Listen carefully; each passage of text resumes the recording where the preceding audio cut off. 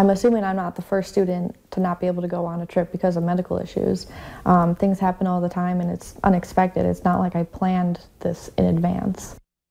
An NDSU student reached out to our whistleblower hotline after she says she wasn't given a refund for a study abroad trip despite medical reasons. She says her doctor ordered her not to go on the trip to India because of her numerous and severe mental health disorders. Valley News Team's crime and safety reporter Bailey Hurley talked with a student today who says she feels like she's been dismissed by administrators and wants answers.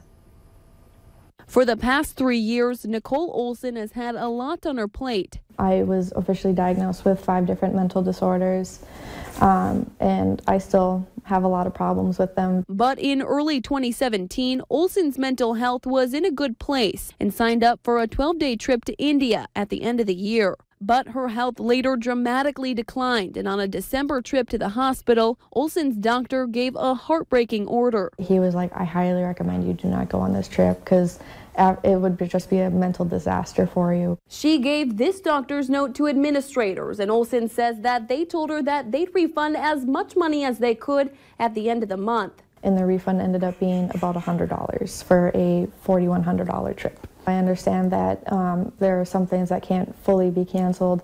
However, I was basically promised a little bit more than that $100. But Olson wasn't the only one who got that $100 refund. She says study abroad services overestimated the costs, and everyone on the trip ended up with that much cash back in their pockets, meaning Olson really didn't get a refund at all. When we all got, everybody in the trip did get a refund, I was just like, okay, well, what about my individual case? Like, all of these students went and I didn't even get to experience it. Olson says with the short notice, she didn't expect her airfare to be reimbursed, but says hotel and busing fees weren't paid for until the group got to India. Fees that she estimates to be at least $1,000. I'm just asking that I get anything back that I can instead of the $100 that everybody else got.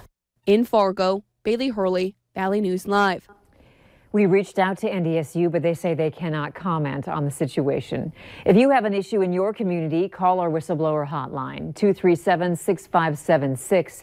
You can call and leave your tip, and then a member of our investigative team will get on the case and go to work to expose the truth.